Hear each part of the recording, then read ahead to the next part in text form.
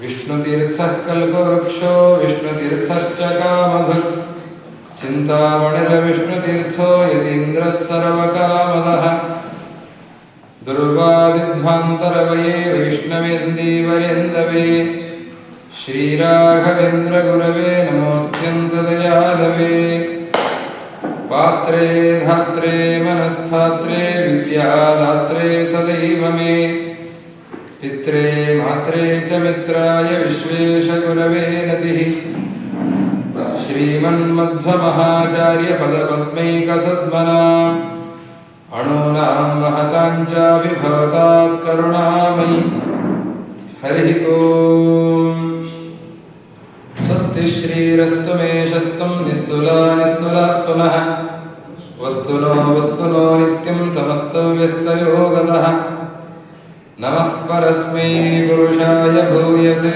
सदुद्भवस्थाननिरोधलीलया गृहीतशक्तित्रितयाय देहिनामन्तर्ध्रुवायानुपलभ्यवर्त्मने ಅವಧೂತ ಶಿರೋಮಣಿಗಳಾದ ವಿಷ್ಣು ತೀರ್ಥರು ರಚನೆ ಮಾಡಿರುವ ಭಾಗವತ ಸಾರೋದ್ಧಾರದ ಚಿಂತನೆಯನ್ನು ವಿಷ್ಣು ತೀರ್ಥರ ಆರಾಧನೆಯ ತನಕ ಈ ದಿನಗಳಲ್ಲಿ ಯಥಾಶಕ್ತಿ ಚಿಂತನೆ ಮಾಡುವಂತಹ ಒಂದು ಸದವಕಾಶ ನಮಗೆಲ್ಲರಿಗೂ ಕೂಡ. ವಿಷ್ಣು ತೀರ್ಥರು ಅವರು ಗೃಹಸ್ಥರಾಗಿದ್ದು ವೈರಾಗ್ಯದಿಂದ ವಾನಪ್ರಸ್ಥಾಶ್ರಮವನ್ನು ಸ್ವೀಕಾರ ಮಾಡಿ ಇನ್ನೂ ವೈರಾಗ್ಯದಿಂದ ಸನ್ಯಾಸಾಶ್ರಮವನ್ನು ಸ್ವೀಕಾರ ಮಾಡಿ ಅನೇಕ ಗ್ರಂಥಗಳ ರಚನೆಯನ್ನು ಮಾಡಿ ಅನೇಕ ಶಿಷ್ಯರಿಗೆ ಪಾಠವನ್ನು ನ್ಯಾಯಸುಧಾದ ಗ್ರಂಥಗಳ ಪಾಠವನ್ನು ಹೇಳಿದ ಮಹಾಯೋಗಿಗಳು, ತಪಸ್ವಿಗಳು, ಅತ್ಯಂತ ಉತ್ತಮವಾದಂತಹ ಜ್ಞಾನವರು, ಅಂತಹ ಮಹನೀಯರು ವಿಷ್ಣು ತೀರ್ಥ. ಈಗ ಅವರು ತಿಳಿಸಿದಂತೆ ರುದ್ರಾಂಶ ಸಂಭೂತರಾದಂಥವರು ವಿಷ್ಣು ತೀರ್ಥ. ಅವರು ತಮ್ಮ ಜೀವನವನ್ನು ನಡೆಸಿದ ಕ್ರಮ ಬಹಳ ಉತ್ತಮವಾದಂಥದ್ದು. ಮೊದಲಿಗೆ ಜ್ಞಾನವನ್ನು ಸಂಪಾದನೆ ಮಾಡಿದರು. ಮೊದಲು ಸಂಪಾದನೆ ಮಾಡಿದ ಜ್ಞಾನ ಅದು ವೈರಾಗ್ಯದಿಂದ ಪಕ್ವತೆಯನ್ನು ಹೊಂದಿದೆ. ಮೊದಲು ಅವರು ವಿದ್ಯಾವಂತರು, ಮೊದಲು ಪಾಠಗಳನ್ನು ಮಾಡ್ತಾ ಇದ್ದಂಥವ್ರು. ಆಮೇಲೆ ಮಂಚ ಬಾರದು ಮಡದಿ ಬಾರದು ಕಂಚು ಕನ್ನಡಿ ಬಾರದು ಅನ್ನುವ ಹಾಡನ್ನು ಒಂದು ಸರ್ತಿ ಕೇಳಿದಾಗ ತತ್ಕ್ಷಣದಲ್ಲಿ ಅದನ್ನೆಲ್ಲ ಪರಿತ್ಯಾಗ ಮಾಡಿ ವಾನಪ್ರಸ್ಥಾಶ್ರಮ ಸ್ವೀಕಾರ ಮಾಡಿದ್ದಾರೆ. ನಾವು ದಿವಸ ಎಲ್ಲ ಕೇಳ್ತಾನೆ ಇರ್ತೇವೆ, ಆದರೆ ನಮಗೆ ಅದು ಯಾವುದೂ ಪರಿಣಾಮ ಆಗಿರೋದಿಲ್ಲ. ಅವರು ವಾನಪ್ರಸ್ಥಾಶ್ರಮವನ್ನು ಸ್ವೀಕಾರ ಮಾಡಿದರೆ ಕಾಡಿಗೆ ಹೋದರೆ ಇವರ ಹತ್ರ ಪಾಠ ಕೇಳ್ತಾ ಇದ್ದ ಶಿಷ್ಯರನೇಕರಿದ್ದರು, ಇವರ ಪಾಠದ ರುಚಿಯನ್ನು ಅನುಭವಿಸಿದವರಿದ್ದರು. ನಿಮ್ಮ ಹತ್ರ ಪಾಠ ಕೇಳಬೇಕು ಅಂತ ಕಾಡಿಗೂ ಬಂದರು. ಅವರು ಎಲ್ಲ ಬಿಟ್ಟು ಕಾಡಿಗೆ ಹೋಗಿ ಕೂತ್ರೆ ಕಾಡಿಗೂ ಶಿಷ್ಯರು ಬಂದರು. ಶಿಷ್ಯರು ಬಂದರೆ ಶಿಷ್ಯರಿಗೆ ಪಾಠ ಮಾಡಬೇಕು. ಇವರು ವಿರಕ್ತರು, ಒಣಗಿದ ಎಲೆ ತಿಂದುಕೊಂಡು ಬದುಕ್ತಾರೆ, ನೀರು ಕುಡಿದು ಬದುಕ್ತಾರೆ. ಅವರಿಗೆ ಆ ಸಾಮರ್ಥ್ಯ ಇದೆ, ಮನೋನಿಗ್ರಹ ಇದೆ. ಬಂದಂತಹ ಶಿಷ್ಯರ ಗತಿಯೇನು? ಅದಕ್ಕೆ ಅವರು ಸುಮಧ್ವ ವಿಜಯದ ಪಾರಾಯಣವನ್ನು ಮಾಡ್ತಿದ್ರಂತೆ. ತಾಮ್ರದ ನಾಣ್ಯವನ್ನು ಹಿಡಿದು ಸುಮಧ್ವ ವಿಜಯದ ಪಾರಾಯಣವನ್ನು ಮಾಡಿದರೆ ಅದು ಚಿನ್ನದ ನಾಣ್ಯ ಆಗ್ತಾ ಇತ್ತು. ಅದನ್ನ ಕೊಟ್ಟು ಅದರಿಂದ ಬಂದಂತಹ ಧಾನ್ಯದಿಂದ ಶಿಷ್ಯರಿಗೆ ಪೋಷಣೆಯನ್ನು ಮಾಡ್ತಾ ಇದ್ರು. ಆ ರೀತಿಯಲ್ಲಿ ಶಿಷ್ಯರಿಗೆ ಅನ್ನದಾನಾದಿಗಳನ್ನು ಮಾಡ್ತಾ ಇದ್ರು. ಹಾಗೆ ಮಾಡ್ತಾ ಪಾಠವನ್ನು ಮಾಡ್ತಾ ಇದ್ರು. ನ್ಯಾಯಸುಧಾ ಗ್ರಂಥವನ್ನು 108 ಬಾರಿ ಪಾಠವನ್ನು ಮಾಡಿದ್ದಾರೆ ಅಂತ ಅವರ ಇತಿಹಾಸ ಹೇಳುತ್ತೆ. ಕಲ್ಪನೆಗೂ ಸಿಗೋದಿಲ್ಲ. 108 ಬಾರಿ ನ್ಯಾಯಸುಧಾ ಪಾಠ ಅಂತಂತಂದ್ರೆ ಅವರ ಜೀವನ ಬಹಳ ದೀರ್ಘ ಇರಲ್ಲ. ಆದರೆ ಅಷ್ಟರಲ್ಲಿ 108 ಬಾರಿ ಪಾಠವನ್ನು ಮಾಡಬೇಕು ಅಂತಂದ್ರೆ ಅವರ ಪಾಠದ ಕ್ರಮ ಹೇಗಿತ್ತು, ಅವರ ಜ್ಞಾನ ಹೇಗಿತ್ತು, ಅವರ ಸುಧಾ ವ್ಯಾಖ್ಯಾನವನ್ನು ನಾವು ನೋಡುತ್ತೇವೆ. ಉಳಿದವರ ವ್ಯಾಖ್ಯಾನಕ್ಕೂ ವಿಷ್ಣು ತೀರ್ಥರ ವ್ಯಾಖ್ಯಾನಕ್ಕೂ ಬಹಳ ವ್ಯತ್ಯಾಸ. ಅವರ ದೃಷ್ಟಿಕೋನವೇ ಬೇರೆ ರೀತಿ, ಒಂದು ಅದ್ಭುತವಾದಂತಹ ದೃಷ್ಟಿಕೋನವನ್ನು ಅವರು ನೀಡುತ್ತಾರೆ. ನಾವು ಭಾಗವತದ ಚಿಂತನೆಯನ್ನು ನಾವು ಈಗೇನು ಮುಂದೆ ಮಾಡ್ತೇವೆ, ಆವಾಗ ಅದರ ಕಲ್ಪನೆ ಬರುತ್ತೆ, ಅವರ ದೃಷ್ಟಿಕೋನ ಯಾವ ರೀತಿಯಲ್ಲಿ ಇರುತ್ತದೆ ಅಂತ. ಒಂದು ಆಧ್ಯಾತ್ಮಿಕ ದೃಷ್ಟಿಯನ್ನ ಅವರು ಅಲ್ಲಿ ತೋರಿಸ್ತಾ ಹೋಗ್ತಾರೆ. ಹಾಗೆ ಅವರು ಸುಧಾ ಗ್ರಂಥಕ್ಕೂ ವ್ಯಾಖ್ಯಾನವನ್ನು ಬರೆದಿದ್ದಾರೆ. ಅಧ್ಯಾತ್ಮ ರಸರಂಜಿನಿ, ಷೋಡಶಿ, ಚತುರ್ದಶಿ ಇಂತಹ ಗ್ರಂಥಗಳ ಅಪೂರ್ವವಾದಂತಹ ಕೃತಿಗಳ ರಚನೆ. ಅದರ ಜೊತೆಯಲ್ಲಿ ಭಾಗವತ ಸಾರೋದ್ಧಾರದ ರಚನೆ. ಈ ಭಾಗವತ ಸಾರೋದ್ಧಾರ ಹೇಗಿದೆ ಅಂತಂದ್ರೆ ಬಹಳ ಪ್ರಮೇಯ ಗರ್ಭಿತವಾದಂಥದ್ದು. ಭಾಷೆ ತುಂಬ ಸರಳ. ಸಾಧಾರಣ ಸಂಸ್ಕೃತ ಜ್ಞಾನ ಇದ್ದವನಿಗೂ ಭಾಗವತ ಸಾರೋದ್ಧಾರದ ಪಂಕ್ತಿಗಳು ಅರ್ಥ ಆಗ್ತವೆ.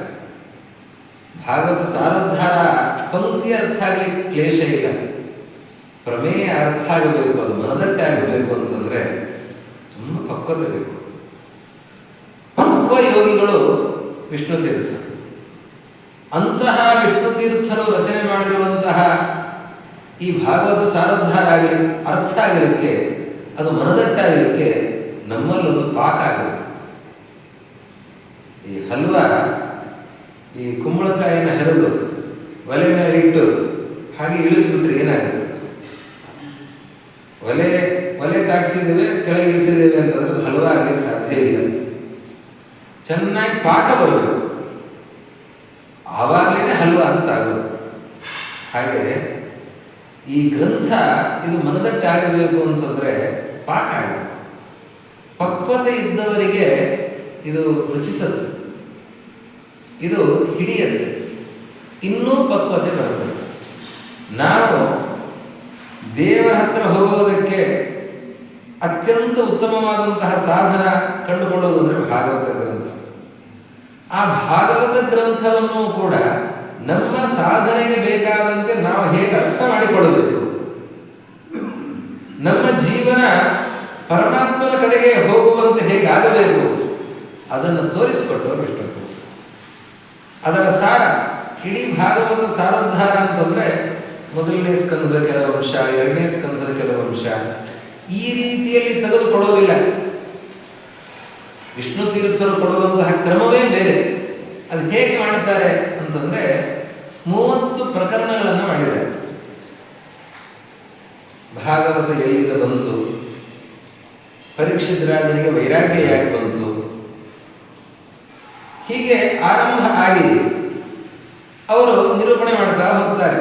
ವೈರಾಗ್ಯ ಪ್ರಕರಣ, ಇಂದ್ರಿಯ ಪ್ರಕರಣ ಅಂತ ಒಂದೊಂದೇ ಪ್ರಕರಣ ಅಂತ ಪ್ರಕರಣಗಳನ್ನಾಗಿ ವಿಭಾಗ ಮಾಡ್ತಾ 30 ಪ್ರಕರಣಗಳು. ನಿತ್ಯವೂ ಅನುಸಂಧಾನ ಮಾಡುವುದಕ್ಕೆ ಬೇಕಾಗಿರುವಂತಹ ಭಾಗಗಳನ್ನು, ಆ ಪ್ರಕರಣಗಳನ್ನಾಗಿ ವಿಭಾಗ ಮಾಡಿ, ಆ ಪ್ರಕರಣಕ್ಕೆ ಇಡೀ ಭಾಗವತದಲ್ಲಿ ಬೇರೆ ಬೇರೆ ಕಡೆ ಇರುವ ಶ್ಲೋಕಗಳನ್ನು ಆಯ್ದು ಆ ಪ್ರಕರಣದಲ್ಲಿ ಅದನ್ನು ಹೊಂದಿಸಿ ಇದನ್ನು ಅರ್ಥ ಮಾಡಿಕೊಳ್ಳುವುದು ಹೇಗೆ ಅನ್ನೋದನ್ನು ತೋರಿಸಿಕೊಡ್ತಾರೆ. ಆ ಶ್ಲೋಕಗಳನ್ನು ಅರ್ಥ ಮಾಡಿಕೊಳ್ಳುವುದು ಹೇಗೆ, ಅದಕ್ಕೊಂದು ದೃಷ್ಟಿಯನ್ನು ಕೊಡುತ್ತಾರೆ ವಿಷ್ಣು ತೀರ್ಥ. ಆ ದೃಷ್ಟಿಯಿಂದ ನಾವು ಅದನ್ನು ನೋಡಿದಾಗ ನಮಗೆ ಅರ್ಥ ಆಗೋ ಕ್ರಮವೇ ಬೇರೆ. ಹಾಗೆ ಮನದಟ್ಟು ಮಾಡುತ್ತಾ ಹೋಗ್ತಾರೆ ವಿಷ್ಣು ತೀರ್ಥರು. ಅದರ ಆಸ್ವಾದನೆಯನ್ನು ಮಾಡೋಣ, ಅದನ್ನು ರೂಢಿಸಿಕೊಳ್ಳುವ ಪ್ರಯತ್ನವನ್ನು ಮಾಡೋಣ. ವಿಷ್ಣು ತೀರ್ಥರು ಏನು ಹೇಳ್ತಾರೆ, ನಮಗೆ ಜೀವನದ ಸಂದೇಶಗಳನ್ನು, ಬಹಳ ಮಹತ್ವದ ಸಂದೇಶಗಳನ್ನು ಹೇಳ್ತಾ ಹೋಗ್ತಾರೆ. ನಾವು ತಿಳಿದುಕೊಳ್ಳಬೇಕಾದದ್ದು ಏನು, ನಾವು ಯಾವುದನ್ನು ಪಾಲನೆ ಮಾಡಬೇಕು, ಬಹಳ ಅತ್ಯಂತ ಮಹತ್ವಪೂರ್ಣವಾದ ಅಂಶಗಳ ನಿರೂಪಣೆಯನ್ನು ವಿಷ್ಣು ತೀರ್ಥರು ಮಾಡ್ತಾ ಹೋಗ್ತಾರೆ. ಅಂತಹ ಆ ಆರಣ್ಯಕಾಚಾರ್ಯರ ಮಾರ್ಗದರ್ಶನದಲ್ಲಿ ನಾವು ಸಾಗಿದರೆ ಬಹಳ ಬೇಗ ಪರಮಾತ್ಮನಿಗೆ ಪ್ರಿಯರಾಗಬಹುದು. ಸಾಧನೆಯಲ್ಲಿ ಬಹಳ ಬೇಗ ಎತ್ತರದ ಮೆಟ್ಟಲುಗಳನ್ನು ಏರ್ತಾ ಹೋಗಬಹುದು. ಅಂತಹ ಒಂದು ಸುಂದರವಾದಂತಹ ನಿರೂಪಣೆಯನ್ನು ವಿಷ್ಣು ತೀರ್ಥರು ಮಾಡ್ತಾರೆ. ಇದು ಕೆಲವು ಸಂದರ್ಭಗಳಲ್ಲಿ ಇದನ್ನು ನಾವು ಔಷಧಿ ಅಂತ ಹೇಳ್ಬೋದು. ಈ ಔಷಧಿ ಅದು ಆಯುರ್ವೇದದ ಔಷಧಿ, ಕೆಲವೊಮ್ಮೆ ಕಹಿಯಾಗಿರುತ್ತೆ, ಆದರೆ ಪರಿಣಾಮ ಒಳ್ಳೆಯ ಪರಿಣಾಮ ಇರುತ್ತೆ. ಅದಕ್ಕೆ ಯಾವುದೇ ರೀತಿಯ ಅಡ್ಡ ಪರಿಣಾಮಗಳು ಇರೋದಿಲ್ಲ, ಉತ್ತಮವಾದಂತಹ ಪರಿಣಾಮ ಇರುತ್ತದೆ. ಹಾಗೆ ಕೆಲವೊಮ್ಮೆ ನೇರವಾಗಿ ನಮ್ಮನ್ನೇ ಬಟ್ಟು ಮಾಡಿ ಹೇಳ್ತಾ ಇದ್ದಾರೆ ಅಂತ ಅನಿಸುವ ರೀತಿಯಲ್ಲಿ ಇರುತ್ತದೆ. ವಿಷ್ಣು ತೀರ್ಥರ ಮಾತು ಹೇಗಿರುತ್ತದೆ, ನಾವು ಹೇಗಿದ್ದೇವೆ ನಮಗೆ ಕನ್ನಡಿ ಹಿಡಿದಾಗಿರುತ್ತೆ. ನಮ್ಮ ಜೀವನವನ್ನೇ ವಿಷ್ಣು ತೀರ್ಥರು ಹೇಳ್ತಾ ಇದ್ದಾರೆ ಅಂತ ಅನ್ನೋ ರೀತಿಯಲ್ಲಿ ಇರುತ್ತದೆ. ಅದನ್ನು ಹೇಳಿ ನಾವು ಎಲ್ಲಿ ತಿದ್ದುಕೊಳ್ಬೇಕು, ಎಲ್ಲಿ ತಪ್ಪು ಮಾಡ್ತಾ ಇದ್ದೇವೆ. ನಾವು ಮಾನವ ಪಶುಗಳನ್ನು ಪಶು ಜೀವನವನ್ನು ಮಾಡೋದಿಲ್ಲ, ಮಾನವ ಜೀವನವನ್ನು ಮಾಡೋದು. ಅದರಲ್ಲಿಯೂ ಕೂಡ ನಾವು ಭಾರತೀಯರು. ಭಾರತದ ವಿಶಿಷ್ಟ ಜ್ಞಾನ ಪರಂಪರೆ ಸಂಪ್ರದಾಯ ಇದನ್ನೆಲ್ಲವನ್ನು ಕೂಡ ನೋಡ್ತಾ ಇರುವವರು, ಕೇಳ್ತಾ ಇರುವವರು, ಕೃಷ್ಣ ಓಡಾಡಿದ ಭೂಮಿ, ರಾಮ ಓಡಾಡಿದ ಭೂಮಿ, ಮಧ್ವಾಚಾರ್ಯರು ಸಂಚರಿಸಿದ ಈ ಪವಿತ್ರವಾದ ಭೂಮಿಯಲ್ಲಿ ನಾವಿದ್ದೇವೆ. ಅದರ ಫಲವನ್ನು ಪಡೆದುಕೊಳ್ಳಬೇಕಾಗಿದೆ. ಅದಕ್ಕೆ ಯೋಗ್ಯವಾದಂತಹ ಫಲ ಏನು, ನಾವು ಅದನ್ನು ರೂಢಿಸಿಕೊಳ್ಳೋದು ಹೇಗೆ, ದೇವರ ಕಡೆ ನಾವು ಹೇಗೆ ಹೋಗ್ಲಿಕ್ಕೆ ಸಾಧ್ಯ, ಅದನ್ನೆಲ್ಲವನ್ನೂ ಕೂಡ ಅತ್ಯಂತ ಸ್ಪಷ್ಟವಾಗಿ ಬಹಳ ಸುಂದರವಾಗಿ ಹೇಳ್ತಾ ಹೋಗ್ತಾರೆ.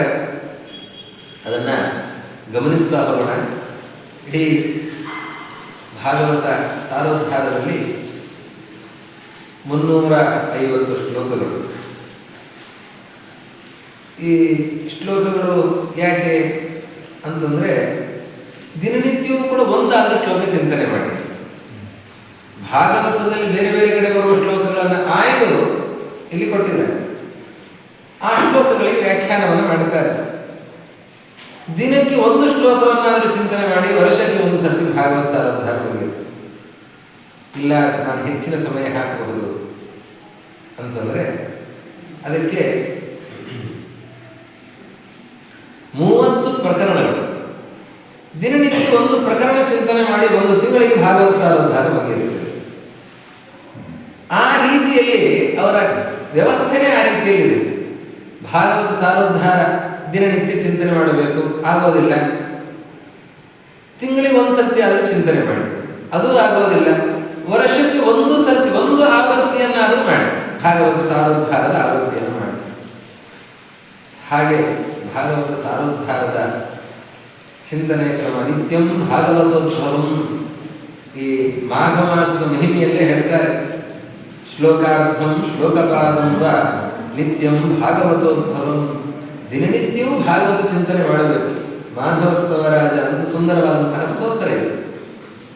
ದಿನನಿತ್ಯವೂ ಭಾಗವತ ಚಿಂತನೆ ಮಾಡಬೇಕು. ಇಲ್ಲ ಆಗೋದಿಲ್ಲ, ಒಂದು ಶ್ಲೋಕ ಆದರೂ ಚಿಂತನೆ ಮಾಡಿ, ಅದೂ ಆಗೋದಿಲ್ಲ. ಅರ್ಧ ಶ್ಲೋಕ ಆದರೂ ಚಿಂತನೆ ಮಾಡಿ, ಅದೂ ಆಗೋದಿಲ್ಲ. ಗಿರ್ಧ ಶ್ಲೋಕ ಆದರೂ ಚಿಂತನೆ ಮಾಡಿ, ಒಂದು ಕಾಲು ಶ್ಲೋಕದ ಒಂದು ಪಾದ ಅಟ್ಟಾದರೂ ಚಿಂತನೆ ಮಾಡಿ. ಭಾಗವತ ಇಲ್ಲದೇನೆ ದಿನವನ್ನು ಕಳೆಯಬೇಡಿ ಅಂತ. ಸುಂದರವಾದ ಭಾಗವತದ ಚಿಂತನೆ, ಭಾಗವತದ ಮರ್ಮವನ್ನು ವೇದವ್ಯಾಸರಿಂದಲೇ ಸಾಕ್ಷಾತ್ತಾಗಿ ತಿಳಿದಂಥವರು ಶುಕಾಚಾರ್ಯರು. ಅವರು ರುದ್ರಾಂಶ ಸಂಭೂತರು. ಶುಕಾಚಾರ್ಯರು ಭಾಗವತವನ್ನು ಪರೀಕ್ಷೆ ಮಹಾರಾಜರಿಗೆ ಹೇಳಿದ್ದಾರೆ. ಅದರ ಸಾರವನ್ನು ತೆಗೆದು ನಮಗೆ ನೀಡಿದ್ದಾರೆ ವಿಷ್ಣು ತೀರ್ಥರು. ಅದಕ್ಕೆ ಅವರೇ ಸಮರ್ಥ. ಹೀಗಾಗಿ ಅದರ ಸಾರವನ್ನು ನಮಗೆ ನೀಡುತ್ತಾ ಇದ್ದಾರೆ. ಆ ವಿಷ್ಣು ತೀರ್ಥರು ನಮಗೆಲ್ಲರಿಗೂ ಕೂಡ ಅನುಗ್ರಹವನ್ನು ಮಾಡಿ ಅವರ ಗ್ರಂಥ ಅರ್ಥ ಆಗುವಂತೆ. ಅವರ ಗ್ರಂಥ ಅರ್ಥ ಆಗಬೇಕು ಅಂತಂದರೆ ಅವರು ಅನುಗ್ರಹವನ್ನು ಮಾಡಬೇಕು. ಮನೋಭಿಮಾನಿಗಳು ಅವರ ಅರ್ಥವನ್ನು ಮಾಡಿಸಬೇಕು. ಹೀಗಾಗಿ ಅವರಲ್ಲಿ ಪ್ರಾರ್ಥನೆಯನ್ನು ಮಾಡೋಣ. ನಮಗೆ ಈ ಗ್ರಂಥದ ಪ್ರಮೇಯ ಅದು ಸ್ಪಷ್ಟ ಆಗಬೇಕು, ಅರ್ಥ ಆಗಬೇಕು, ಅದು ಅನುಷ್ಠಾನಕ್ಕೆ ಬರುವಂತಾಗಬೇಕು. ನಮ್ಮ ಜೀವನದ ಈ ನಿತ್ಯಾನುಷ್ಠಾನದಲ್ಲಿ ಭಾಗವತ ಸಾರೋದ್ಧಾರ ಸೇರಿಕೊಳ್ಳಬೇಕು. ಆ ರೀತಿಯಲ್ಲಿ ವಿಷ್ಣು ತೀರ್ಥರು ನಮಗೆ ಅನುಗ್ರಹವನ್ನು ಮಾಡಬೇಕು ಅಂತ ಆ ಆರಣ್ಯಕಾಚಾರ್ಯರು ಅವಧೂತ ಶಿರೋಮಣಿಗಳು ಅವರಲ್ಲಿ ಪ್ರಾರ್ಥನೆಯನ್ನು ಮಾಡೋಣ. ನಮಃ ಪರಸ್ಮೈ ಪುರುಷಾಯ ಭೂಯಸೇ ಸದುದ್ಭವಸ್ಥಾನ ನಿರೋಧ ಲೀಲಯ ಗೃಹೀತ ಶಕ್ತಿ ತ್ರಿತಯಾಯ ದೇಹಿನಾನಂತರ್ಧ್ರುವಾಯಾನುಪಲಭ್ಯ ಕಲ್ಪನೆ. ಪರಮ ಪುರುಷನಿಗೆ ನಮಸ್ಕಾರ. ಅನಂತ ಗುಣ ಪರಿಪೂರ್ಣನಾದಂಥವನು, ಲೀಲೆಯಿಂದಲೇ ಜಗತ್ತಿನ ಸೃಷ್ಟಿ ಸ್ಥಿತಿ ಲಯ ನಿಯಮಗಳನ್ನು ಮಾಡ್ತಾ ಇರುವಂಥವನು. ಅದಕ್ಕಾಗಿ ಅವನು ಅನೇಕ ಅವತಾರಗಳನ್ನು ತಾಳ್ತಾ ಇದ್ದಾನೆ, ಸತ್ವಾದಿ ಗುಣಗಳನ್ನು ನಿಯಮಿಸ್ತಾ ಇದ್ದಾನೆ, ಪ್ರಕೃತಿಗೆ ನಿಯಾಮಕನಾಗಿದ್ದಾನೆ. ಬ್ರಹ್ಮದೇವರಲ್ಲಿ ರುದ್ರದೇವರಲ್ಲಿ ತಾನು ನೆಲೆಸಿದ್ದು ತಾನು ಸ್ವತಃ ವಿಶ್ವರೂಪದಿಂದ ಸೃಷ್ಟಿ ಸ್ಥಿತಿ ಲಯಗಳನ್ನು ಮಾಡ್ತಾ ಇದ್ದಾನೆ. ಅವನು ಎಲ್ಲರ ಒಳಗೂ ಇದ್ದಾನೆ. ಇಂತಹ ಜಗನ್ನಿಯಾಮಕನಾಗಿರುವಂತಹ ಜಗತ್ತಿನ ಸೃಷ್ಟಿಯಾದಿಗಳಿಗೆ ಕಾರಣನಾಗಿರುವಂತಹ ನಾರಾಯಣ ಎಲ್ಲರಿಗೂ ಇದ್ದಾನೆ, ಎಲ್ಲರ ಒಳಗೂ ಇದ್ದಾನೆ. ಆದರೆ ಅವನು ಕಾಣಿಸ್ತಾ ಇಲ್ಲ. ಆ ದೇವರು ಕಾಣಿಸ್ಬೇಕು. ಒಳಗಿದ್ದಾನೆ ದೇವರು, ಆದರೆ ಕಾಣಿಸ್ತಾ ಇಲ್ಲ. ಅವನು ಏನು ಪ್ರೇರಣೆ ಮಾಡ್ತಾ ಇದ್ದಾನೆ ಏನು ನಮಗೆ ಅರ್ಥ ಆಗ್ತಾ ಇಲ್ಲ. ಅಂತಹ ಮಹಾಮಹಿಮೆಯ ಆ ದೇವರನ್ನು ಅರ್ಥ ಮಾಡಿಕೊಳ್ಳಬೇಕು. ಅದಕ್ಕೆ ಬೇಕಾದಂತಹ ಪೂರ್ವ ಸಿದ್ಧತೆಯನ್ನು ಮಾಡಿಕೊಳ್ಳಬೇಕು. ಏನು ಪೂರ್ವ ಸಿದ್ಧತೆ? ಭಾಗವತ ಚಿಂತನೆಯನ್ನು ಮಾಡಬೇಕು. ಭಾಗವತ ಚಿಂತನೆ ಮಾಡುವುದಕ್ಕೆ ಮೊದಲು ಕೆಲವು ಅರ್ಹತೆಗಳು ಬೇಕು, ಅದನ್ನು ತಿಳಿಸ್ತೇವೆ ಅಂತ ಅನ್ನೋ ದೃಷ್ಟಿಯಿಂದ ಆರಣ್ಯಕಾಚಾರ್ಯರು ಭಾಗವತ ಮೊದಲು ಹೇಗೆ ಬಂದಿದೆ ಅನ್ನೋದನ್ನು ಹೇಳಿ, ಅನಂತರದಲ್ಲಿ ಈ ಭಾಗವತದ ಉಪದೇಶ ಆರಂಭ ಆಯಿತು. ಶುಕಾಚಾರ್ಯ ಯಾಕೆ ಬಂದರು, ರಾಜನಿಗೆ ವೈರಾಗ್ಯ ಯಾಕೆ ಬಂತು, ಶುಕಾಚಾರ್ಯ ಯಾಕೆ ಬಂದಿದ್ದಾರೆ ಅದನ್ನು ತಿಳಿಸ್ತಾರೆ.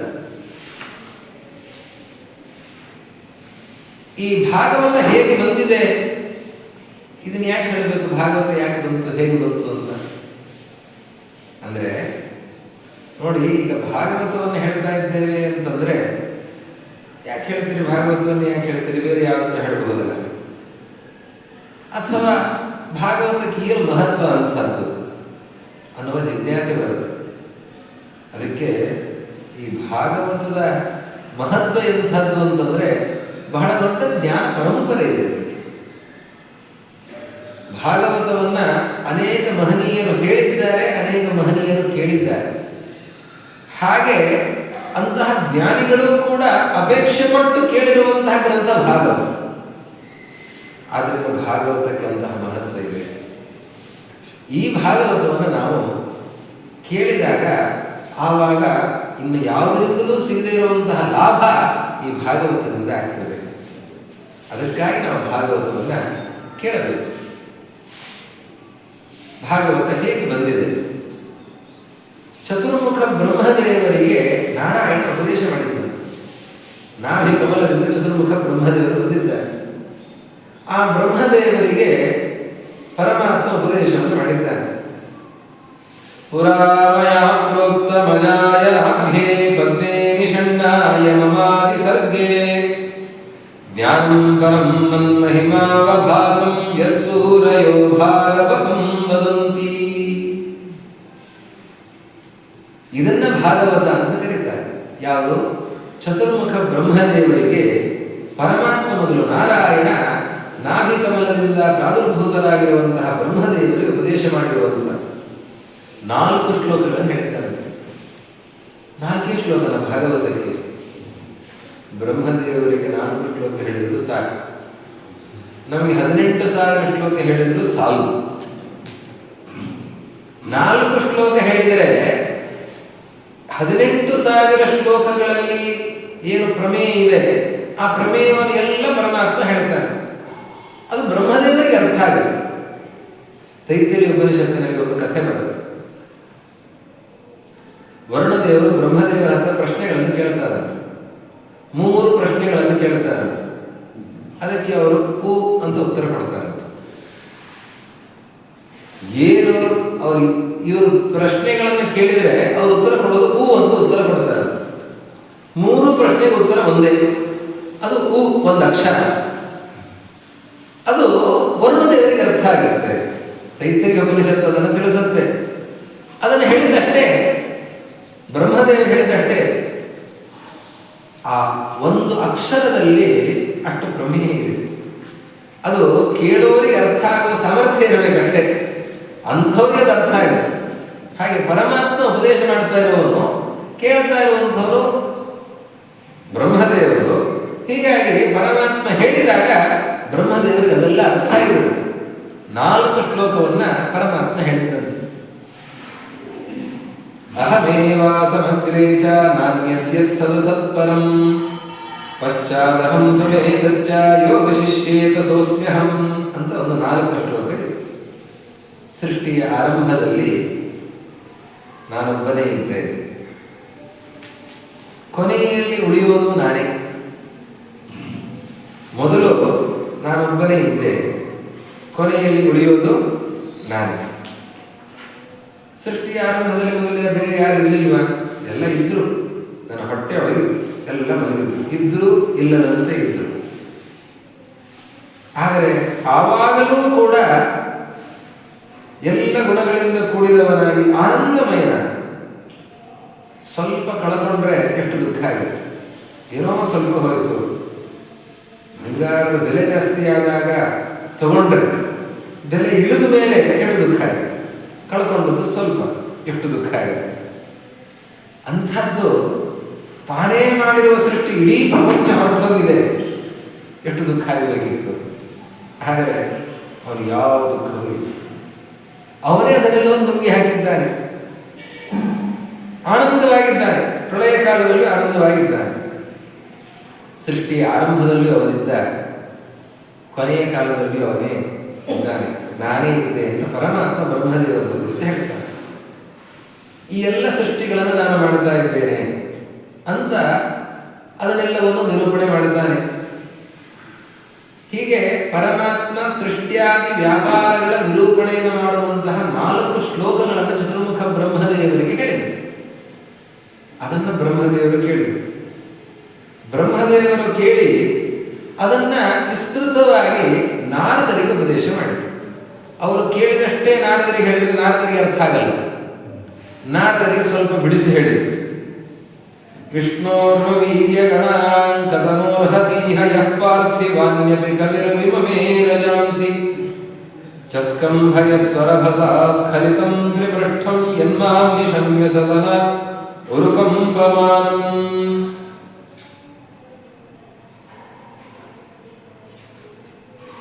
ಆ ಸಂದರ್ಭದಲ್ಲಿ ಬ್ರಹ್ಮದೇವರು ಪರಮಾತ್ಮನ ಮಹಿಮೆಯನ್ನು ಹೇಳ್ತಾರೆ. ಪರಮಾತ್ಮನ ಮಹಿಮೆಯನ್ನ ಯಾರು ತಿಳಿಯಲಿಕ್ಕೆ ಸಾಧ್ಯ ಇದೆ? ಅವನ ಗುಣಗಳನ್ನು ತಿಳಿಯುವಂಥವ್ರು ಯಾರಿದ್ದಾರೆ? ಯಾರು ತಿಳಿಯಲಿಕ್ಕಾಗೋದಿಲ್ಲ. ನನ್ನನ್ನು ಕವಿ ಅಂತ ಕರೀತಾರೆ, ಬ್ರಹ್ಮದೇವರು ಹೇಳು, ಕವಿ ಅಂತ ಕರೀತಾರೆ, ಆದಿಕವಿ. ಆದರೆ ನಾನು ಪರಮಾತ್ಮನನ್ನು ಪೂರ್ಣವಾಗಿ ತಿಳಿಯಲಿಕ್ಕಾಗೋದಿಲ್ಲ. ಅವನು ವಾಮನ ಪುಟ್ಟ ಬಾಲಕ, ತ್ರಿವಿಕ್ರಮನಾಗಿ ಬೆಳೆದ. ತ್ರಿವಿಕ್ರಮನಾಗಿ ಬೆಳೆದಾಗ ಅವನ ಪಾದ ಮೇಲಕ್ಕೆ ಹೋಯಿತು. ಪಾದ ಮೇಲಕ್ಕೆ ಹೋದಾಗ ಅವನ ಪಾದದ ಉಗುರು ಬ್ರಹ್ಮಾಂಡದ ಖರ್ಪರಕ್ಕೆ ತಾಗಿತು. ಬ್ರಹ್ಮಾಂಡದ ಖರ್ಪರ ಸಿಡಿತು, ನಿಮಗೆಲ್ಲ ಕಥೆ ಗೊತ್ತಿದೆ. ಹಾಗೆ ಆ ಪಾದವನ್ನು ಮೇಲಕ್ಕೆ ಎತ್ತುವಾಗ ಆ ಸತ್ಯಲೋಕ ಎಲ್ಲ ಗಡಗಡ ನಡುತ್ತಂತೆ. ಆ ಸತ್ಯಲೋಕವನ್ನು ಹಾದು ಮೇಲಕ್ಕೆ ಹೋಗಬೇಕಲ್ಲ, ಆ ಸತ್ಯಲೋಕವನ್ನು ಹಾದು ಆ ಪಾದ ಮೇಲಕ್ಕೆ ಹೋಗುವಾಗ ಇಡೀ ಸತ್ಯಲೋಕ ಒಮ್ಮೆ ಅಲ್ಲೋಲ ಕಲ್ಲೋಲ ಆಯ್ತಂತೆ. ಪರಮಾತ್ಮನೇ ಅದನ್ನು ಸ್ತಂಭನೆ ಮಾಡಿದ್ದಾನೆ. ಚಸ್ಕಂಭ, ತನ್ನ ಸಾಮರ್ಥ್ಯದಿಂದಲೇ ಪರಮಾತ್ಮ ಸತ್ಯಲೋಕ ಅದು ಏನೂ ಆಗದಂತೆ ತಡೆದಿದ್ದಾನೆ. ನನ್ನನ್ನ ಲೋಕಾಧಿಪತಿ ಅಂತಂತಾರೆ. ನನ್ನ ಲೋಕವನ್ನೇ ನಾನು ತಡೆಯಲಿಕ್ಕಾಗೋದಿಲ್ಲ, ಅದರ ರಕ್ಷಣೆ ಮಾಡಲಿಕ್ಕಾಗೋದಿಲ್ಲ. ನಾನ್ಯಾವ ಲೋಕಾಧಿಪತಿ ಅಂತ ಬ್ರಹ್ಮದೇವರಂತಾರೆ. ನನ್ನ ಲೋಕವನ್ನು ಧಾರಣೆ ಮಾಡಿರುವಂಥವನ ಪರಮಾತ್ಮ. ಅದನ್ನು ಅಲುಗಾಡಿಸುವ ತಾಕತ್ತು ನನಗಿಲ್ಲ, ಅದನ್ನ ಉಳಿಸುವ ತಾಕತ್ತು ನನಗಿಲ್ಲ. ಅದು ಇರೋದು ಪರಮಾತ್ಮನಿಗೆ ಅಂತ ಹೇಳಿ ಆ ಬ್ರಹ್ಮದೇವರು ಈ ಮಹಿಮೆಯನ್ನು ಹೇಳ್ತಾ ಪರಮಾತ್ಮ ಉಪದೇಶ ಮಾಡಿರುವ ಆ ಭಾಗವತವನ್ನ ನಾರದರಿಗೆ ವಿಸ್ತೃತವಾಗಿ ತಿಳಿಸ್ತಾರೆ. ನಾರದರು ಕೇಳಿದ ಮೇಲೆ ಅವರು ವೇದವ್ಯಾಸ ದೇವರ ಹತ್ರ ಬರುತ್ತಾರೆ. ವೇದವ್ಯಾಸ ದೇವರು ಸರಸ್ವತಿ ನದಿಯ ದಡದಲ್ಲಿ ಶಮ್ಯಾಪ್ರಾಸ ಅನ್ನುವ ಆಶ್ರಮದಲ್ಲಿ ಕೂತಿದ್ದಾರೆ. ಯಾಕೋ ಮುಖ ಬಾಡಿದೆ ಅಂತ ಅನಿಸುತ್ತೆ ನಾರದರಿಗೆ. ಬಂದು ಯಾಕೋ ಮುಖ ಬಾಡಿದೆಲ್ಲ, ಯಾಕೋ ಏನೋ ಕೆಲಸ ಬಾಕಿ ಇದೆ ಅಂತ ಅನ್ನಿಸ್ತಾ ಇದೆ, ಇಷ್ಟೆಲ್ಲ ಕೆಲಸ ಮಾಡಿದ್ದೇನೆ, ಇನ್ನೇನೋ ಬಾಕಿ ಇದೆ ಅಂತ ಅನ್ನಿಸ್ತಾ ಇದೆ. ಆವಾಗ ನಾರದರು ಹೇಳ್ತಾರೆ, ಅಥೋ ಮಹಾಭಾಗ ಭವಾನ ಮೋಘದ ಶುಚಿಶ್ರವಾ ಸತ್ಯರಥೋ ಧೃತೋ ವ್ರತಃ ಉರುಕ್ರಮಸ್ಯಾಖಿಲ ಧರ್ಮಗುಪ್ತಯೇ ಸಮಾಧಿನಾನುಸ್ಮರಯದ್ವಿಚೇಷ್ಟಿತಂ. ಸಮಾಧಿ ಭಾಷೆಯಿಂದ ನೀವು ಭಾಗವತವನ್ನು ಹೇಳಬೇಕು ಅಂತ ಕೇಳಿಕೊಳ್ತಾರೆ.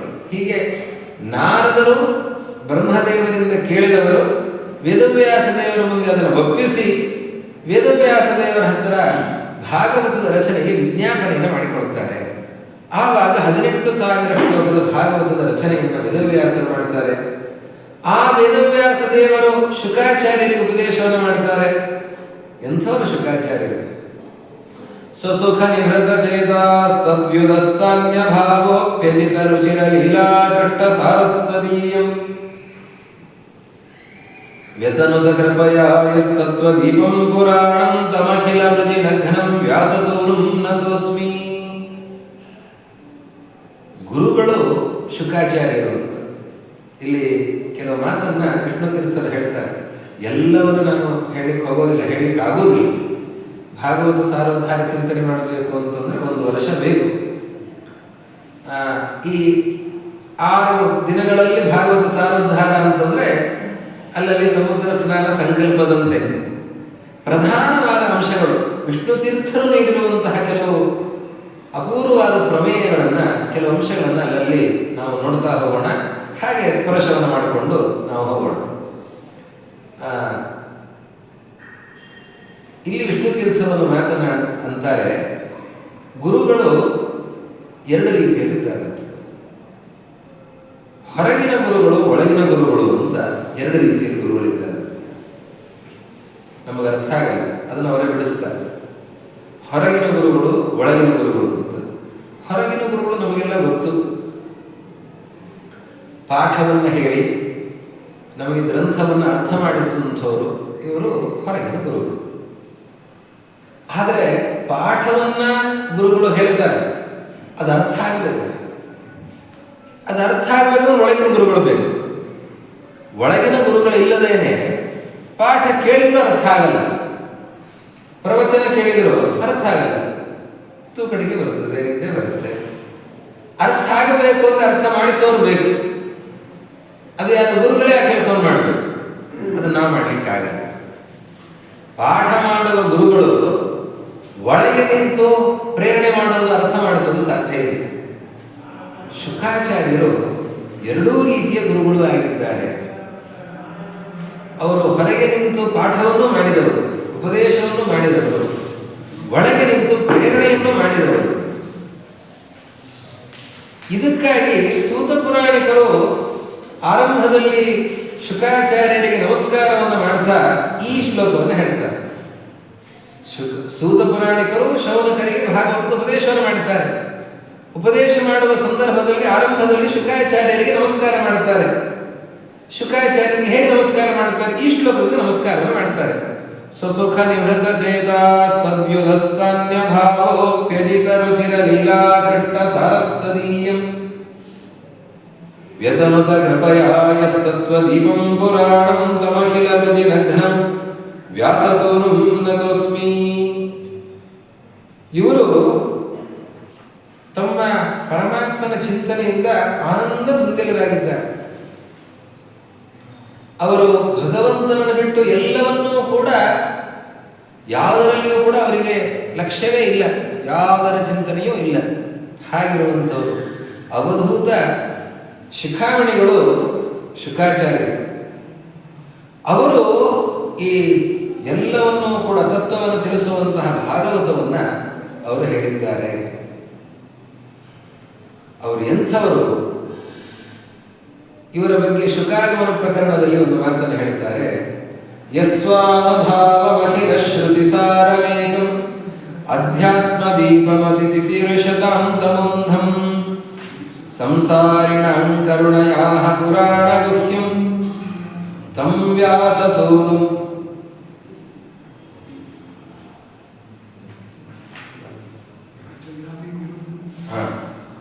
ಯಸ್ವಾನುಭಾವಮಖಿಲಶ್ರುತಿಸಾರಮೇಕಮಧ್ಯಾತ್ಮದೀಪಮತಿತಿತಿರ್ಷತಾಂತಮೋಂಧಂ ಸಂಸಾರಿಣಾಂ ಕರುಣಯಾಃ ಪುರಾಣಗುಹ್ಯಂ ತಂ ವ್ಯಾಸಸೂನುಪಯಾಮಿ ಗುರುಂ ಮುನೀನಾಂ.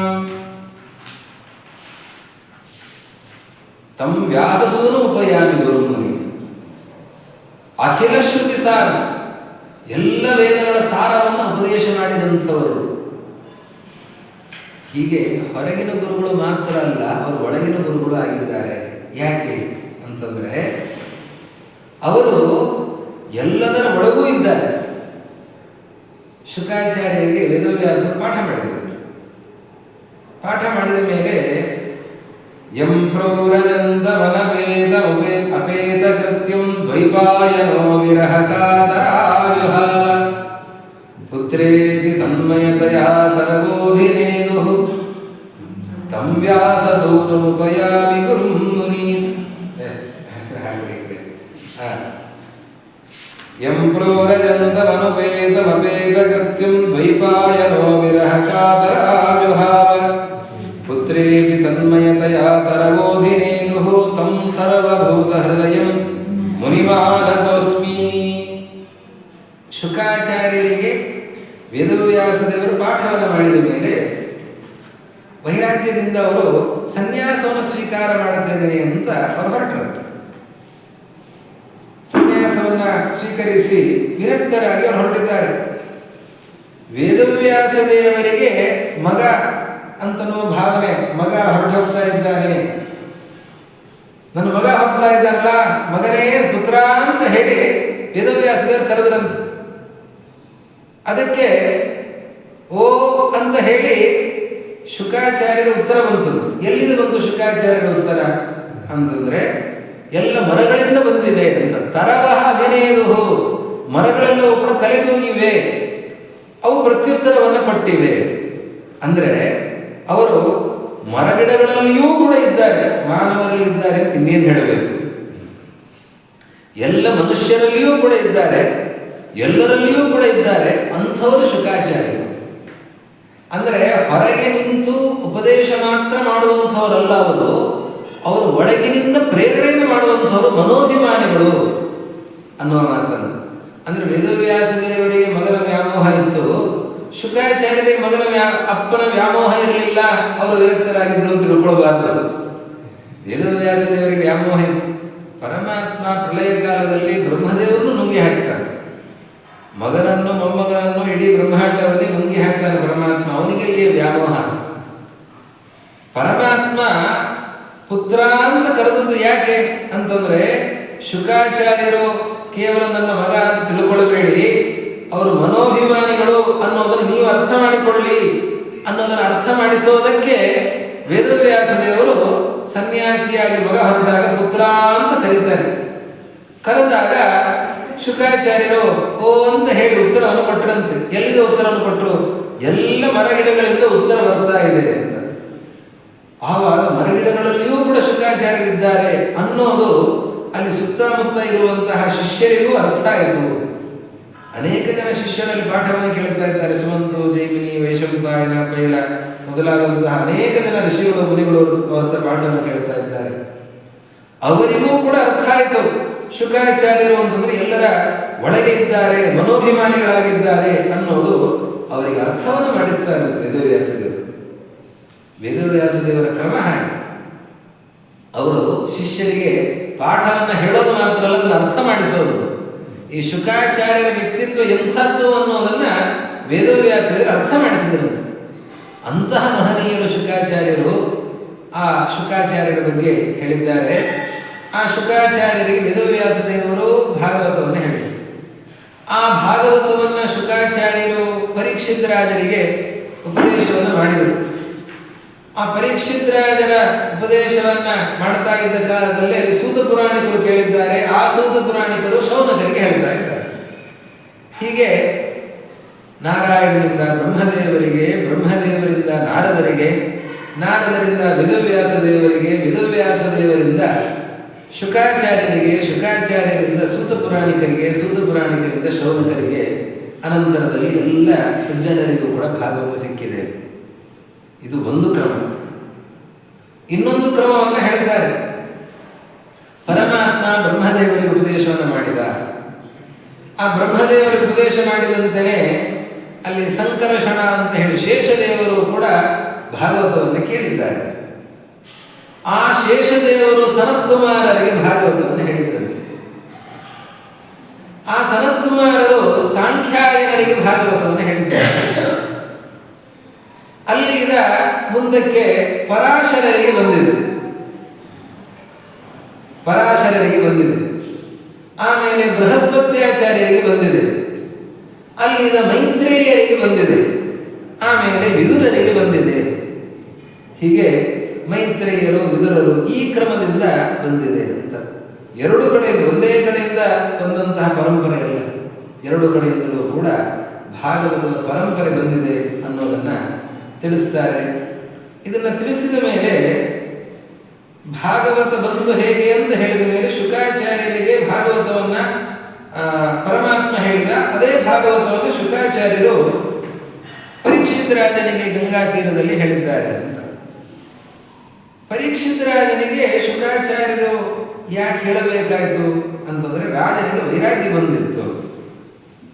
ರಾಜವಿರಾಗ ಪ್ರಕರಣ ಅಂತ ಎರಡನೇ ಪ್ರಕರಣ. ಮೊದಲಿಗೆ ಭಾಗವತ ಬಂದ ಕ್ರಮ ಹೇಗೆ ಅಂತ ಹೇಳಿ ಎರಡನೇ ಪ್ರಕರಣದಲ್ಲಿ ಎರಡನೇ ವಿಭಾಗವನ್ನು ತಗೊಳ್ತಾರೆ. ಅಲ್ಲಿ ರಾಜನಿಗೆ ವೈರಾಗ್ಯ ಬಂದಿತ್ತು ಅಂತ ಹೇಳಿ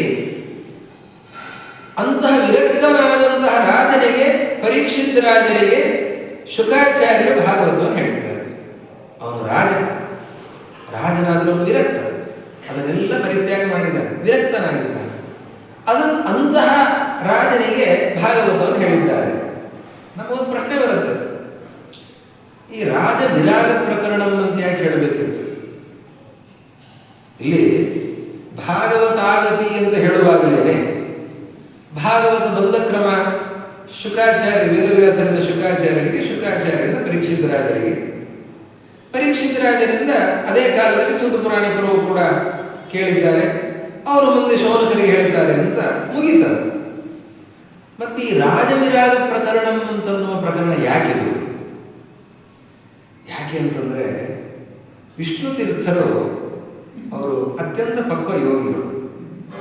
ಮೊದಲು ಜ್ಞಾನವನ್ನು ಸಂಪಾದನೆ ಮಾಡಿದವರು, ಆಮೇಲೆ ವಾನಪ್ರಸ್ಥಾಶ್ರಮವನ್ನು ಸ್ವೀಕಾರ ಮಾಡಿದರು, ಆಮೇಲೆ ಸನ್ಯಾಸಿಗಳಾದರು. ಅವರು ಎಲ್ಲ ಹಂತಗಳನ್ನು ನೋಡಿ ಅವರು ಒಂದನ್ನು ಕಂಡುಕೊಳ್ತಾರೆ, ಈ ಭಾಗವತಾದಿ ಸಚ್ಚಾಸ್ತ್ರ ಇದು ಹೃದ್ಗತ ಆಗಬೇಕು ಅಂತಾರೆ. ಅದು ಮನಸ್ಸಿಗೆ ತಾಗಬೇಕು, ಅದರ ಫಲ ನಮಗೆ ಸಿಗಬೇಕು ಅಂತಂದರೆ ಮೊದಲಿಗೆ ಬೇಕಾದದ್ದು ವೈರಾಗ್ಯ. ಇವತ್ತು ಎಲ್ಲರೂ ಕೂಡ ಹೇಳೋದು ಯಾವುದನ್ನ? ಎಲ್ಲ ನಿರೂಪಣೆ ಮಾಡೋದೇ ಭಕ್ತಿ. ಭಕ್ತಿಯ ಬಗ್ಗೆ, ಜ್ಞಾನದ ಬಗ್ಗೆ ಸಾಕಷ್ಟು ಮಹತ್ವವನ್ನು ಜ್ಞಾನ ಭಕ್ತಿಗಳ ಬಗ್ಗೆ ಹೇಳ್ತಾರೆ. ವೈರಾಗ್ಯದ ಬಗ್ಗೆ ಹೇಳಿಬಿಟ್ರೆ, ಹೇಳೋರೇ ವೈರಾಗ್ಯದ ಬಗ್ಗೆ ಹೇಳ್ತಿದ್ದಾರೆ ಅಂತ ಹೇಳಿ ಹೇಳೋರ ಬಗ್ಗೆನೂ ವೈರಾಗ್ಯ ಬಂದು ಕೇಳುವವರಿಗೆ ಇವರೇ ವೈರಾಗ್ಯವನ್ನು ಹೇಳ್ತಿದ್ದಾರೆ, ಇವರಿಗೆ ಯಾಕೆ ಧನದ ವ್ಯಾಮೋಹ ಅನ್ನೋ ದೃಷ್ಟಿಯಿಂದ ಕೇಳುವ ಜನ ನನಗೆಲ್ಲ ದಕ್ಷಿಣೆ ಕಡಿಮೆ ಹಾಕ್ತಾರೋ ಏನೋ ಅಂತನ್ನೋ ಭಾವನೆಯಿಂದ ವೈರಾಗ್ಯದ ನಿರೂಪಣೆಯನ್ನೇ ಮಾಡಲ್ಲ. ಯಾಕೆ? ವೈರಾಗ್ಯದ ಬಗ್ಗೆ ಹೇಳ್ತಾ ಹೋದರೆ ಆವಾಗ ವೈರಾಗ್ಯದ ಬಗ್ಗೆ ಹೇಳುವಂತಹ ವ್ಯಕ್ತಿ ವೈರಾಗ್ಯ ಇರಬೇಕು ಅನ್ನೋ ಭಾವನೆ ಕೇಳೋರಿಗೆ ಬಂದು ನನ್ನ ವೈರಾಗ್ಯದ ಪರೀಕ್ಷೆಯನ್ನೇನಾದರೂ ಅವ್ರು ಮಾಡಿಬಿಟ್ರೆ ಅಂತನ್ನೋ ಭಾವನೆಯಲ್ಲಿ ವೈರಾಗ್ಯದ ನಿರೂಪಣೆಯೂ ದೂರ ಉಳಿದಿರುತ್ತದೆ. ಆದರೆ ವಿಷ್ಣು ತೀರ್ಥರಂತಾರೆ ಇಲ್ಲಿ ಬಹಳ ಸುಂದರವಾಗಿ ಮುಂದೆ ವೈರಾಗ್ಯ ಪ್ರಕರಣ ಅಂತಲೇ ಒಂದು ಪ್ರಕರಣ ಇದೆ, ಇಂದ್ರಿಯ ದೇಹ ಪ್ರಕರಣ ಅಂತಿದೆ, ವೈರಾಗ್ಯ ಪ್ರಕರಣ ಅಂತಿದೆ. ಬಹಳ ಮನೋಜ್ಞವಾಗಿ ವೈರಾಗ್ಯ ಅಂದರೆ ಏನು, ಯಾಕೆ ಬೇಕು, ಅದನ್ನು ಹೇಗೆ ಸಂಪಾದನೆ ಮಾಡಿಕೊಳ್ಳೋದು, ಆ ಎಲ್ಲ ಅಂಶಗಳನ್ನು ಬಹಳ ಸುಂದರವಾಗಿ ತಿಳಿಸ್ತಾರೆ. ಮುಖ್ಯವಾಗಿ ವಿಷ್ಣು ತೀರ್ಥರು ಹೇಳೋದು, ಯಾವಾಗ ನಮಗೆ ವೈರಾಗ್ಯ ಇಲ್ಲ ತತ್ವಜ್ಞಾನ ಬರಲಿಕ್ಕೆ ಸಾಧ್ಯವೇ ಇಲ್ಲ. ಭಾಗವತದಂತಹ ಸಚ್ಚಾಸ್ತ್ರ ನಮ್ಮ ಹೃದಯದಲ್ಲಿ ಬಂದು ಕೂಡಬೇಕು ಅಂತಾದರೆ ನಮ್ಮಲ್ಲಿ ವೈರಾಗ್ಯ ಇರಬೇಕು. ಒಳ್ಳೆ ಹಾಲು, ಪಾತ್ರೆ ಕೊಳೆಯಾಗಿದೆ, ಹಾಕಿದರೆ ಗತಿ ಏನು? ಹಾಲು ಹಾಳಾಗೋದಿಲ್ವ? ಹಾಲು ಹಾಲಾಗೇ ಇರಬೇಕು, ಅದು ಇನ್ನೂ ಮುಂದಿನ ಫಲಗಳನ್ನು ಕೊಡಬೇಕು. ಮೊಸರು ಅದೇ ರೀತಿಯಲ್ಲಿ ಬೆಣ್ಣೆ, ತುಪ್ಪದಂತಹ ಉತ್ತಮ ಫಲಗಳನ್ನು ನೀಡಬೇಕು ಅಂತಂದ್ರೆ ಪಾತ್ರೆ ಶುದ್ಧಿ ಬೇಡವ? ಅಂತಃಕರಣ ಪರಿಶುದ್ಧಿ ಇಲ್ಲದೇನೆ ನಮ್ಮ ಈ ಅಂತಃಕರಣದಲ್ಲಿ ಅಮೃತದಂತಿರುವಂತಹ ಭಾಗವತವನ್ನು ಹೇಗೆ ಧಾರಣೆ ಮಾಡಲಿಕ್ಕೆ ಸಾಧ್ಯ? ಆದ್ದರಿಂದ ಭಾಗವತದಂತಹ ಅಮೃತ ನಮ್ಮ ಹೃದಯದಲ್ಲಿ ಕೂಡಬೇಕು ಅಂತಂದ್ರೆ ನಮ್ಮ ಅಂತಃಕರಣದ ಪರಿಶುದ್ಧಿ ಬೇಕು. ಅದಕ್ಕಾಗಿ ವೈರಾಗ್ಯ ಬೇಕು. ಅದಕ್ಕೆ ಬೇಕಾದ ಇಂದ್ರಿಯ ಜಯ ಅಂತ ಮುಂದೆ ಅದನ್ನು ಹೇಳ್ತಾರೆ. ಪರೀಕ್ಷಿತ್ ರಾಜ ಅವನ ಹತ್ರ ಯಾಕೆ ಹೇಳಿದರು? ಅವನಿಗೂ ವೈರಾಗ್ಯ ಬಂದದ್ದಕ್ಕೇನೆ ಹೇಳಿದರು. ಶುಕಾಚಾರ್ಯ ಮೊದಲು ಭಾಗವತವನ್ನ ಪರೀಕ್ಷಿತ್ ರಾಜನಿಗೆ ಹೇಳಲಿಲ್ಲ. ಪರೀಕ್ಷಿತ್ ರಾಜನಿಗೆ ಶುಕಾಚಾರ್ಯರು ಭಾಗವತವನ್ನು ಯಾವಾಗ ಹೇಳಿದರು? ಪರೀಕ್ಷಿತ್ ರಾಜನಿಗೆ ಶುಕಾಚಾರ್ಯ ಭಾಗವತ ಹೇಳಬೇಕಾಯಿತು. ಯಾಕೆ? ಅಶ್ವತ್ಥಾಮರಾಗಿ ಬ್ರಹ್ಮಾಸ್ತ್ರ ಪ್ರಯೋಗವನ್ನು ಮಾಡಿ ಅದರಿಂದ ವಂಶವೇ ಹಾಳಾಗುವಂತೆ ಪ್ರಯತ್ನ ಮಾಡ್ತಾ ಇದ್ದವರು ಪಶ್ಚಾತ್ತಾಪ ಬುದ್ಧಿಯಿಂದ ಅವರು ಭಾಗವತ ಉಪದೇಶ ಮಾಡಿದರು ಶುಕಾಚಾರ್ಯ ರೂಪದಿಂದ. ಸರಿ, ಹಾಗಾದ್ರೆ ಮೊದಲೇ ಹೇಳಬೇಕಿತ್ತು ಶುಕಾಚಾರ್ಯರು. ಅವನು ಆ ಸರ್ಪವನ್ನ ಶಮೀಕರ ಕೊರಳಿಗೆ ಹಾಕಿ ಶಮೀಕರ ಮಗ ಶೃಂಗಿ ಶಾಪವನ್ನು ಕೊಟ್ಟು ಆಮೇಲೆ ನನಗೇನೂ ಕೂಡ ಬೇಡ ಅಂತ ಹೇಳಿ ಎಲ್ಲ ಪರಿತ್ಯಾಗ ಮಾಡಿ ಕಾಡಿಗೆ ಹೋಗಿ ಕೂತ ಮೇಲೆ ಆಮೇಲೆ ಯಾಕೆ ಹೇಳಿದ್ರು? ಯಾಕೆ ಅಂತಂದ್ರೆ ಆವಾಗ ವೈರಾಗ್ಯ ಬಂದಿದೆ. ಎಲ್ಲವನ್ನ ಪರಿತ್ಯಾಗ ಮಾಡಿ ಗಂಗೆಯ ದಳಕ್ಕೆ ಬರ್ತಾನೆ. ನಾನಿನ್ನ ಸಾಯ್ತೇನೆ, ಮರಣವನ್ನು ಹೊಂದ್ತೇನೆ, ನಾನು ದೇವರ ಬಗ್ಗೆ ಚಿಂತನೆ ಮಾಡಬೇಕು, ನನಗೆ ಉಳಿದದ್ದು ಯಾವುದು ಬೇಡ. ಯಾವ ಆಲೋಚನೆಯನ್ನು ಮಾಡದೇನೆ ಜನಮೇಜಯನಿಗೂ ಪಟ್ಟವನ್ನು ಕಟ್ಟಿ ತಾನು ಎಲ್ಲವನ್ನೂ ಪರಿತ್ಯಾಗ ಮಾಡಿ ವಿರಕ್ತನಾಗಿ ಬಂದಿದ್ದಾನೆ. ಈಗ ನೀನು ಅರ್ಹನಾಗಿದ್ದಿ, ಈಗ ಹೇಳ್ತೇನೆ ಅಂತ. ಅಲ್ಲಿಯ ತನಕ ಶುಕಾಚಾರ್ಯ ಹೇಳಲಿಲ್ಲ. ಶುಕಾಚಾರ್ಯ ಹೇಳಿದ್ದು ಯಾವಾಗ? ಅವನ ಗಂಗೆಯ ದಡಕ್ಕೆ ಬಂದು ಕೂತಾಗ ಈಗ ನೀನು ಅರ್ಹನಾಗಿದ್ದಿ ಎಂದು ಶುಕಾಚಾರ್ಯ ಅವರೇ ಬರ್ತಾರೆ. ಪರೀಕ್ಷಿತ್ ರಾಜ ಏನು ಆಮಂತ್ರಣ ಪತ್ರಿಕೆಯನ್ನು ಕಳಿಸಲ್ಲ ಶುಕಾಚಾರ್ಯರಿಗೆ. ಶುಕಾಚಾರ್ಯರೇ ಸ್ವತಃ ಬರ್ತಾರೆ. ಯಾಕೆ ಬರ್ತಾರೆ? ಈಗ ಇವನಿಗೆ ಅರ್ಹತೆ ಬಂದಿದೆ ಅನ್ನೋದನ್ನು ಗಮನಿಸಿಕೊಂಡು ಬರ್ತಾರೆ. ಇದನ್ನ ನಮಗೆ ಮನದಟ್ಟು ಮಾಡಬೇಕಾಗಿದೆ.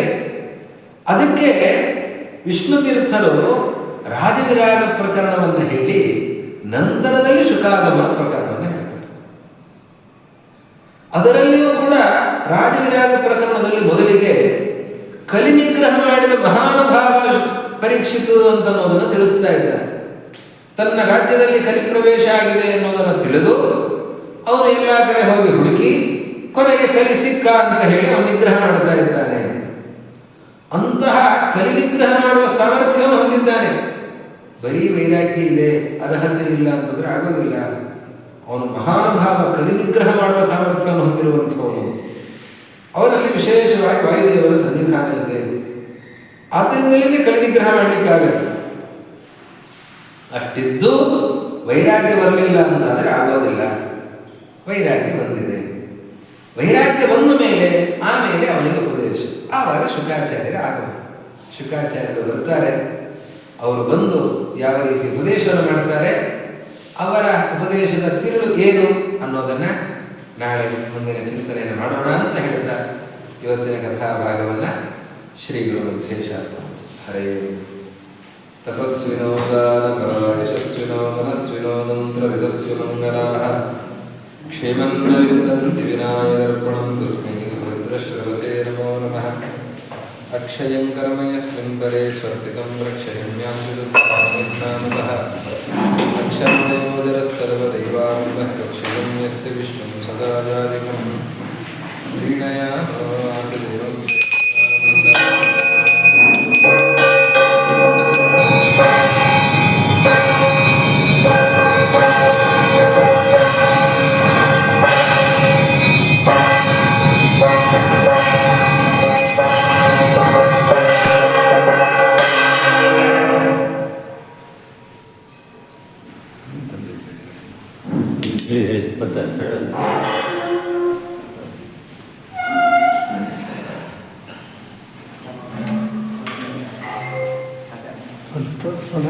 ಬೇಕಾ? ಆಯ್ತು.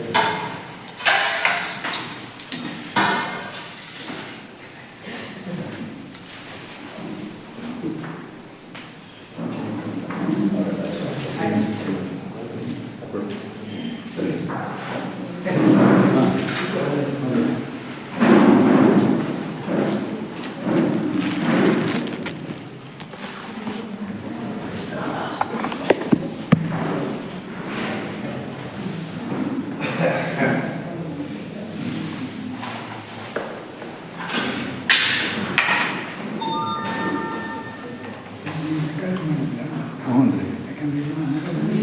ಹಾಂ ಕಳಿಸ್ತೀವಿ.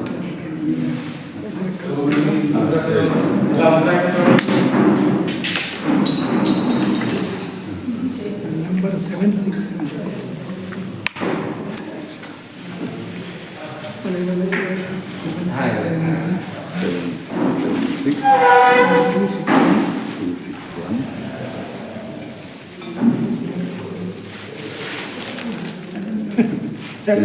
ಮಗಂದಿದೆ ಕಳಿಸ್ತೇನೆ. ಹಿಂದೆ ಕಳಿಸಿ. ಕಳಿಸ್ತೀನಿ. ನಮ್ಮ ಮನೆಗೆ ಹೋಗಿ ಕಳಿಸ್ತೀನಿ. ನಂದು ಬರ್ಕೊಡು. ಬೆಸ್ಟ್ ಆಗುತ್ತೆ.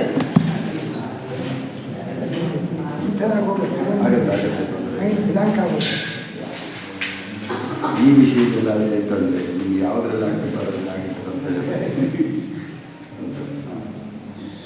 81 ನಂದು ಬರ್ಕೊಡು. 81 ನಿತ್ಯ 47 ಒಂದೆಂಟು ಆಡಿಯನ್ಸ್ 89 ನಿತ್ಯ ಉಪನ್ಯಾಸ ಇರಲಿ.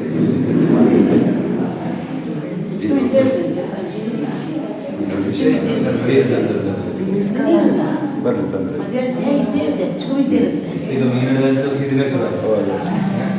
ಆಫ್ ಮಾಡಿ. ಬಂತು. ಕಳಿಸಿ. ನಾ ಕಳಿಸ್ತೀನಿ ಬಿಡಿ. ಹಾಂ ಆಮೇಲೆ ನಾನು ಅವನಿಗೆ ಕಳಿಸ್ತೀನಿ. 852 ಸರಿ ತಾನೆ? ಹಾಂ ಹಾಂ ಒಳ್ಳೆಯದು. ನೋಡಿ, ಅದು ಕೊನೆಗೆ 3 ಅಕ್ಷರ. ಸಂತೋಷ ಆಯಿತು. ಒಳ್ಳೆ